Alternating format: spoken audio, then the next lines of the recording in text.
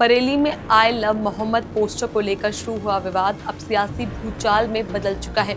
Police की सख्ती, लाठीचार्ज और गिरफ्तारियों के बीच मुख्यमंत्री योगी आदित्यनाथ के बयान ने इस मामले को और ज्यादा गर्मा दिया है। उनका कहना है कि जो हिंसा करेगा उसका जहन्नुम का टिकट कटवा दिया जाएगा। अब विपक्ष और सामाजिक संगठनों के निशाने पर है ये बयान। सवाल उठ रहा है कि क्या सत्ता की भाषा अब धमकी में बदल चुकी है और क्या संवैधानिक पद पर बैठे मुख्यमंत्री का इस तरीके का बयान सही है। नमस्कार, मैं हूं चेष्टा नागर, आप देख रहे हैं द हिंदी टॉप।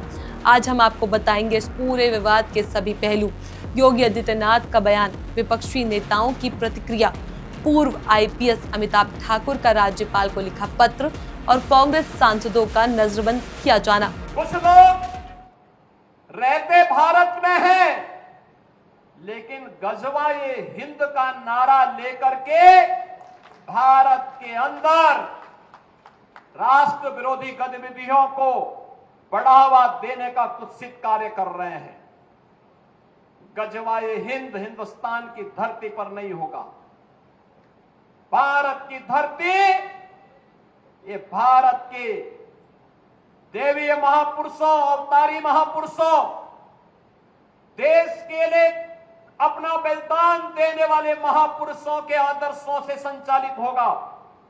गजवाए हिंद की कल्पना करना भी और उसका सपना देखना भी जहन्नुम में जाने का टिकट का रास्ता पैदा कर देगा। अगर किसी को जहन्नुम में जाना हो तो गजवाए हिंद के नाम पर अराजकता पैदा करने का कुत्सित प्रयास करें। और छद्म रूप में जो लोग इस प्रकार की गतिविधियों में लिप्त हैं, वे भी कान खोल करके सुन लें। देर सवेर छांगुर जैसे हाल तो उनके भी होने ही हैं। योगी आदित्यनाथ के इस बयान ने न सिर्फ विपक्ष को हमलावर बना दिया, बल्कि पूरे उत्तर प्रदेश की सियासत को हिला दिया। बरेली में आई लव मोहम्मद लिखे पोस्टर को लेकर हिंसा भड़क गई थी। पुलिस ने लाठीचार्ज किया, कई लोगों को गिरफ्तार किया और मौलाना तौकीर रजा तक को हिरासत में ले लिया गया। सरकार का दावा है कि कानून व्यवस्था को बिगाड़ने वालों पर सख्ती जरूरी थी, लेकिन मुख्यमंत्री के तीखे शब्दों, जहन्नुम का टिकट और गजवाए हिंद ने विपक्ष को मौका दे दिया। सपा नेता शिवपाल यादव ने कहा कि उन्होंने कई मुख्यमंत्री और प्रधानमंत्री देखे हैं, लेकिन ऐसी भाषा का इस्तेमाल करने वाला मुख्यमंत्री उन्होंने कभी नहीं देखा। वहीं विपक्ष ने आरोप लगाया कि योगी सरकार जानबूझकर एक समुदाय को निशाना बना रही है और समाज में धार्मिक ध्रुवीकरण को बढ़ावा दे रही है। प्रदेश के मुख्यमंत्री का ध्यान बेरोजगारी, भ्रष्टाचार, महंगाई के खिलाफ नहीं, केवल प्रदेश में अमन चैन खत्म करने का है। तो उसके लक्षण अच्छे नहीं हैं, न देश के लिए न प्रदेश के लिए अच्छे नहीं हैं। और इस तरीके की मैंने तो बहुत से प्रधानमंत्री भी देखे, मुख्यमंत्री भी देखे प्रदेश में, लेकिन इस तरह की भाषा का प्रयोग कभी हुआ नहीं। यही नहीं, पूर्व आईपीएस अधिकारी अमिताभ ठाकुर भी इस मुद्दे पर कूद पड़े। उन्होंने राज्यपाल को पत्र लिखकर मुख्यमंत्री योगी आदित्यनाथ को पद से हटाने की मांग की। अमिताभ ठाकुर का कहना है कि संवैधानिक पद पर बैठे व्यक्ति को संयमित और मर्यादित भाषा का प्रयोग करना चाहिए, न कि धमकी भरे शब्दों का। इस पत्र ने यूपी की राजनीति में नई भैंस छेड़ दी है। विपक्षी दल कह रहे हैं कि जब कानून व्यवस्था की जिम्मेदारी खुद मुख्यमंत्री की है, तो ऐसे शब्दों का इस्तेमाल राज्य में माहौल और ज्यादा बिगाड़ देगा।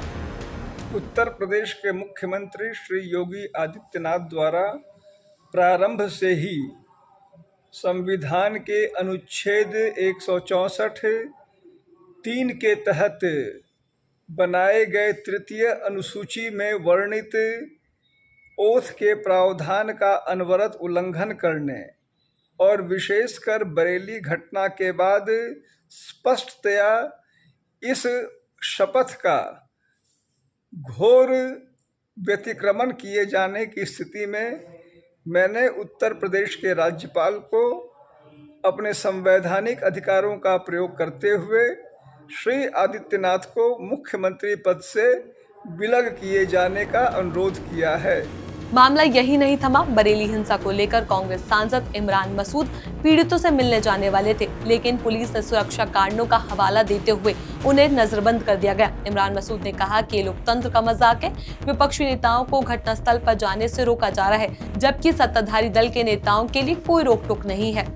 हम तो जाने का प्रोग्राम था, हम लोग जा रहे थे बरेली और डेलीगेशन पूरा बरेली जा रहा था और बरेली में हमें अधिकारियों से ही मिलना था कि हम डीआईजी साहब से मिलते, एडीजी साहब से मिलते। और जो हालात वहाँ के बने हुए हैं, हम लोग शांति के प्रहरी हैं। हम लोग किसी भी सूरत में नफरत को बढ़ावा देने वाले नहीं। लेकिन ये जो माहौल चल रहा है, जिस तरह का माहौल बना हुआ है, उस माहौल के अंदर सब लोगों को समझना चाहिए। देश के अंदर दो तरह के कानून हो गए। हमारे लिए कानून कुछ और है, दूसरों के लिए कानून कुछ और है। अब बड़ा सवाल ये है कि योगी आदित्यनाथ की भाषा को लेकर उठे विवाद का असर यूपी की राजनीति पर कितना गहरा होगा। एक तरफ योगी समर्थक मानते हैं कि सीएम ने सख्ती से कानून व्यवस्था का संदेश दिया है, दूसरी तरफ विपक्ष का कहना है कि इस तरह की भाषा लोकतांत्रिक मर्यादा के खिलाफ है और ये समाज में नफरत फैलाने का काम करेगी।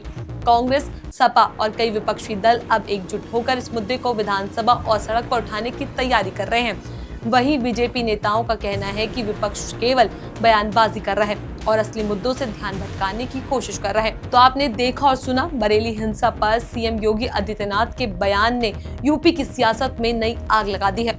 विपक्ष सवाल पूछ रहा है कि क्या मुख्यमंत्री का ये लहजा ठीक है। पूर्व आईपीएस अमिताभ ठाकुर ने राज्यपाल को पत्र लिख दिया है। कांग्रेस सांसदों को बरेली जाने से रोका गया। ऐसे में सवाल यही है, क्या कानून सबके लिए बराबर है या फिर सियासत के हिसाब से बदलता है?